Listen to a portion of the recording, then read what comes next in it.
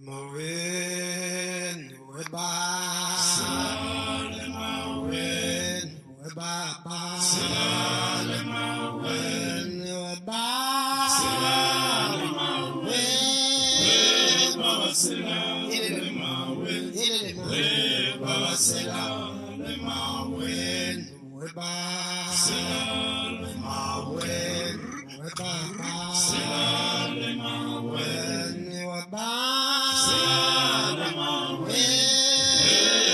Welcome back, young scholars. This is the second video on decolonization. The big questions you should be able to answer after watching this video. What are the similarities and differences between the Indian and African struggles for independence? And second, what are the lasting effects of decolonization? So let's take up that first question. What are the similarities and differences between the Indian and African struggles for independence? In the 20th century, decolonization was taking place in South and Southeast Asia, as we discussed in the last video. It was also taking place across Africa. So here's a map showing the colonial holdings of various European countries like the French and the British, the Belgians in 1946. And here's what today's modern map looks like. So most African countries gained independence after World War II, and that post-World War II, Cold War era, the 1950s, 1960s. It would take a long time to go through each and every one of these individual countries, so we're going to look at some particular examples of especially both different forms of decolonization. The one involving a negotiated, more peaceful process where power was transferred, and the second involving violent struggle. So let's first go to a region we've been to before, which is the Gold Coast of West Africa. We had talked about in period 2 how there was a tribe called the Asante there. And we talked about an example in period 3 of resistance to British imperialism, and that was Ya Asantewa's War for the Golden Stool. You remember when the British came in, they wanted to take hold of this golden stool, which provides legitimacy and power to the ruler of the region. So the Asante peoples refused to turn it over. A war broke out, and eventually the Asante people were able to maintain it. That Gold Coast region eventually would become known, once it achieves its independence, becomes known as Ghana, and Ghana was the first nation to negotiate independence. So this is a similar example to what we saw in India of negotiated independence from the British in 1957. There was a leader named Kwame Nkrumah. He was the leader of Ghana's nonviolent movement for independence. He followed the principles of Gandhi and civil disobedience and non-compliance to eventually get the British to realize that they needed to turn over power to the Ghanaian people. He was a supporter of Pan-Africanism. So we're starting to see in various regions these transnational movements forming. There's Pan-Africanism, there's Pan-Americanism, there's Pan-Arabism in the Middle East and North Africa. But these transnational movements that seek to unify, in this case, all Africans for the purpose of achieving economic, social, and political progress. Nkrumah was a supporter of the idea that if all of these nations that are beginning to achieve their independence work together and collaborate, they're going to have more economic and political leverage. Nkrumah also was one of the founders of that non-aligned movement, along with Gamal Nasser, the president of Egypt, and Sukarno, the leader of Indonesia. The second region we're going to examine is Angola, which is on the west coast of Central Africa. And you'll recall, we've also been to Angola before. In period 2, we talked about how the Portuguese were coming down that west coast of Africa. They created trade relationships and especially were interested in obtaining slaves from those various African tribes. One of the leaders of that region of Angola at the time was Queen Nzinga. You'll recall that she resisted the Portuguese attempts to establish a slave trade. She's the one who pulled off the boss move by having one of the members of her entourage stand on all fours so that she could negotiate eye-to-eye level with the Portuguese when they refused to give her a chair. Centuries later, the Portuguese are still controlling the region, and the Angolan nationalists are going to rise up, and they are going to fight a war against the Portuguese to try and gain their independence. The Portuguese were very reluctant to give up their colonies in Africa, like Angola and like Mozambique. Eventually, the Portuguese relinquish after the War for Independence. A civil war follows immediately after, and this is a proxy war as part of the Cold War. Again, the Cold War and decolonization are very much connected, And this war that broke out was between the pro and anti-communist forces. In 1975, the Communist Party takes power in Angola following independence. You can see the communist flag here. And of course, the United States then is going to support a group of anti-communist rebels, and this leads to a civil war in Angola, which doesn't come to an end until a more democratic government is established in 1992. The next example that we are going to examine is South Africa. And in some ways, the South Africans' road towards independence and modern nationhood is very unique, but in some ways you can see a lot of parallels between the South African case and the situation in India. So we start with one of the same central premises that we talked about with India. South Africa is very diverse. It's ethnically diverse, it's linguistically diverse. Today, South Africa has 10 national languages, including indigenous tribal languages like Zulu and Xhosa. And then you have other languages that were brought to South Africa, like Afrikaans, which is a Dutch language, and English. South Africa has a comparatively large population of white Europeans who came to the region and settled. First, the Dutch, who were known as the Afrikaners, and then later the British came in. And we've talked about how Africans resisted imperialism in period 2 and period 3. So for example, in period 3, the Anglo-Zulu War, where the Zulus fought against the British and British encroachment, or the Xhosa cattle killing movement, where the Xhosa people believed this prophecy that caused them to kill their cows in an attempt at fighting back against the British. The reason there was such interest amongst European countries is because South Africa is fairly rich in natural resources. There are diamonds, there's gold there. European companies came in and then extracted the resources using low-wage labor. In 1910, the British granted South Africa their independence. Hey, that means our story is over, right? We got decolonization taking place. Not so quickly. In 1910, the British government granted South Africa independence, but only to a government controlled by these white British settlers. At the time, whites made up a significant minority in South Africa, the majority being black Africans, and also there was a significant Indian population as a result of Indian indentured workers who came over and worked in the British colony of South Africa. In 1912, the African National Congress, also known as the ANC, is going to form, seeking greater rights for black Africans. The ANC is not to be confused with the INC, or the Indian National Congress, but they both have a very similar story. The ANC's initial goal was not to necessarily end the white-controlled government. Just like in India, the initial goal of the INC was not to get rid of the British. So like the INC, the ANC only initially sought some moderate reforms. In 1948, though, the white South African government established a policy of apartheid. Apartheid means separation of the races. Its purpose was to entrench white supremacy and to establish control over a majority black population. It functioned in a very similar way to the Jim Crow laws in the South and the United States. This is an intentional set of laws designed to segregate and oppress. For example, one of the requirements under the apartheid laws was that people of color were required to carry around passbooks. This was not something that was required of white people, but blacks, if they wanted to go into certain neighborhoods in South Africa, were required to carry these passbooks. So in response to apartheid, the ANC, which at the time was led by an individual named Nelson Mandela, launched a campaign of nonviolent political protest.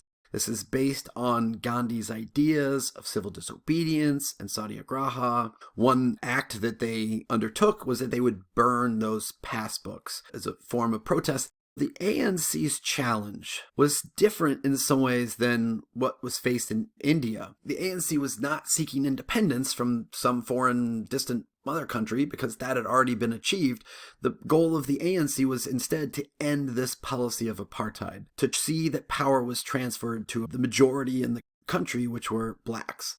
The second part of it was they also had to unite these diverse people that were accustomed to these racial divisions that had formed under this apartheid regime. In 1960, a number of peaceful protesters who were protesting the passbook laws in South Africa were killed in something known as the Sharpsville Massacre. And what happened is the police just opened fire on this group of protesters. And this is very similar to what we saw in India, remember, with the Amritsar massacre, where you had those peaceful demonstrators and the British Army opens fire on them, killing a bunch of them. And the same effect here is that blacks in South Africa will increasingly become upset with the government, and the steps that they will take to try and end that government will only escalate. After Sharpeville, Nelson Mandela is going to resort to more violent tactics. He basically says, look, we've tried civil disobedience and it's simply not working for us. And so he begins a campaign of violence, not directed towards people, but instead directed towards some of the government institutions. So for instance, they bombed buildings controlled by this apartheid government that didn't have people in them. He was arrested. He was put on trial for treason. He was found guilty. He was sent to Robben Island Prison, which is off the coast of the city of Cape Town. He was put in prison for 27 years. During that time, he and other political prisoners were forced to go out into the yard and just break rocks all day long under the hot sun. During that 27-year prison sentence, things in South Africa continued to deteriorate, and eventually the white South African government realizes that this is an unsustainable government. There was a lot of pressure put on by outside countries, including the United States, to create a more democratically formed government. The white government goes to Mandela, begins to negotiate his release, and calls for an election then to be held. In 1994, the ANC take power in a democratic election. Nelson Mandela is elected president. You would think that after 27 years of being imprisoned by this white government, that he would want to take vengeance, right, against the people that put him there. But instead, what Mandela called for was truth and reconciliation. So they established a Truth and Reconciliation Commission in South Africa, where individuals that were on both sides of this violent struggle, so white South Africans and black South Africans, got to come before this panel, tell their story, and then the government would grant them amnesty, which means that they would not then be prosecuted for the crimes that they committed during this period of apartheid violence. Did Nelson Mandela and the ANC achieve the goal they set out to? In many ways, yeah. They ended the apartheid government and the injustice and the oppression that came along with it. They also attempted to bring about some reconciliation and unity. Is it perfect? By no means. There's still a lot of economic inequality in South Africa born out of their racist past, and there's a lot of progress that will still need to be made in the future. What are the lasting effects of decolonization? And we're going to specifically focus on Africa. Independence in developing countries, which were known in this Cold War era as third world countries. So the first world countries were the United States and the capitalist countries. The second world countries in the Cold War were the socialist communist countries supported by the Soviet Union. And then these third world, the developing countries, they oftentimes were experiencing problems or issues as they emerge from independence.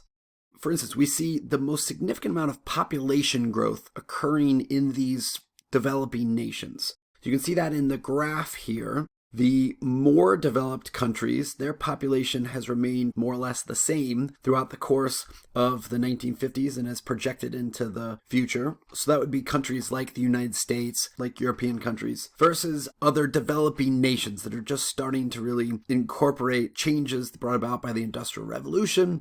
That would include India, Africa, and other less developed countries. Those countries' populations have been steadily increasing since the 1950s and are projected to continue to increase as we move throughout the 21st century. A second major effect, emerging leaders of these newly formed countries did not have the requisite experience to govern. Robert Mugabe, he was the president of Zimbabwe for 35 years.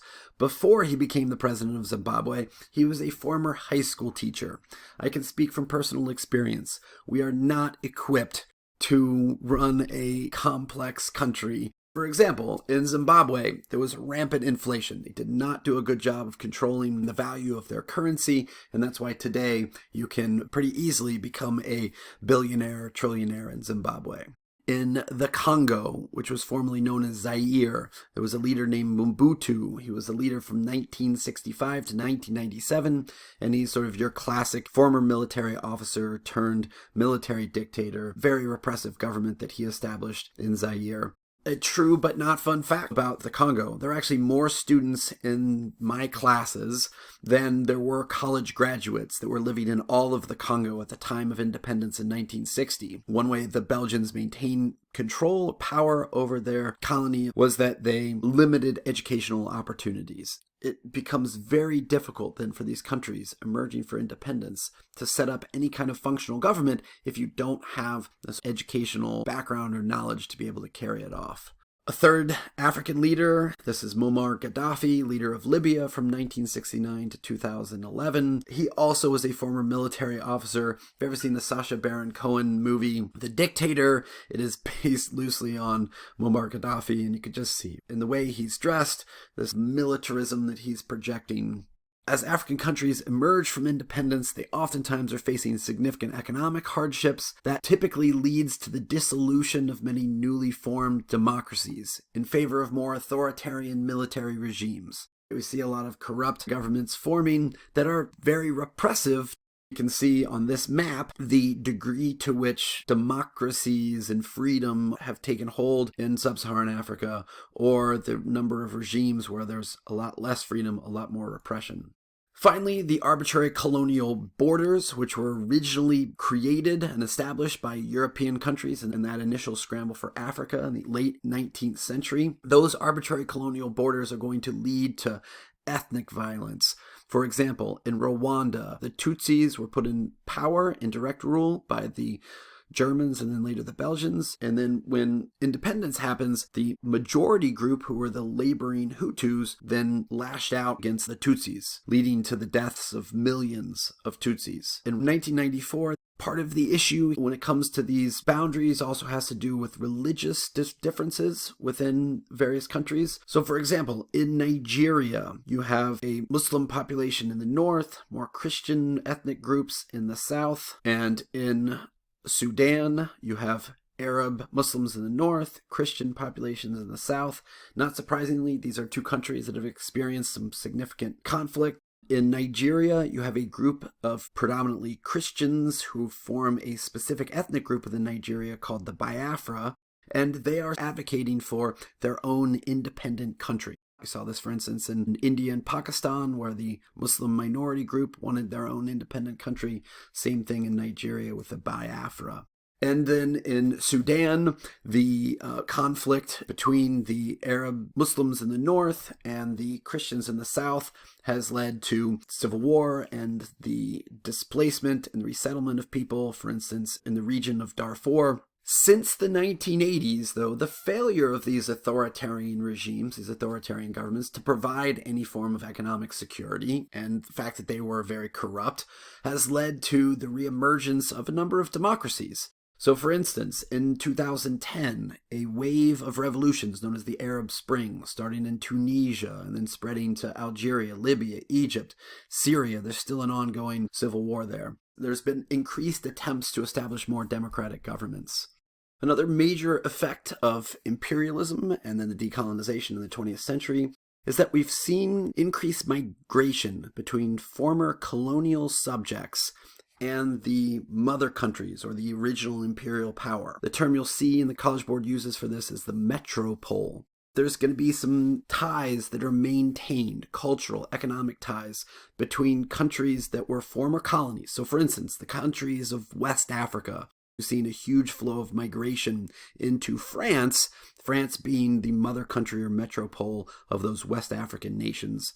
Or, for instance, India. You see a lot of Indians migrating and moving to Great Britain because of the cultural and economic ties that were lasting from that colonial era. The first Indian restaurant opened in Britain in 1809. There are now 10,000 Indian restaurants in Britain. You can find lots of curry in Great Britain. Various dishes like tiki masala came into existence. It was essentially a syncretic blend between some elements of Indian cuisine and British cuisine. Another example of this, if you ever watch the French soccer team play, you look at them and you're like, there seems to be a lot of players from countries that were originally French colonies. So for example, one of my favorite players, Kylian Mbappe, his mom was an Algerian. So this is also leading to a rise of racism and backlash in Europe. a movement that formed in France as a result of this increased cultural and social ties between France and their African colonies is known as the Negritude Movement. Its purpose was to affirm the value of Black identity and sort of shared African heritage that started in the 1930s, and so in a similar time frame to the Harlem Renaissance. It sort of is designed to achieve those same goals or purposes, to celebrate Black culture and highlight the achievements and accomplishments of Blacks throughout history. I wanted to end our conversation on Africa with a couple of statistics. First, this shows countries by real GDP, their growth rate in 2018. And you can see there are some countries that are experiencing a tremendous amount of growth and success in their economy. We also see this particular statistic. Share of women in the legislative bodies around the world, and African countries are oftentimes leaders when it comes to women being elected as representatives within their country. So for instance, Rwanda, 61% of the elected representatives in Rwanda are women. You see other countries, Namibia, South Africa, Senegal, that have a much higher percentage of women serving in elected roles than the United States. And so today, many African countries are leading the world in economic growth, as well as the percentage of women in elected government positions. As a result of watching this video, you should be able to answer these two big questions. First, what are the similarities and differences between the Indian and African struggles for independence? And second, what are the lasting effects of decolonization? As always, thanks for watching.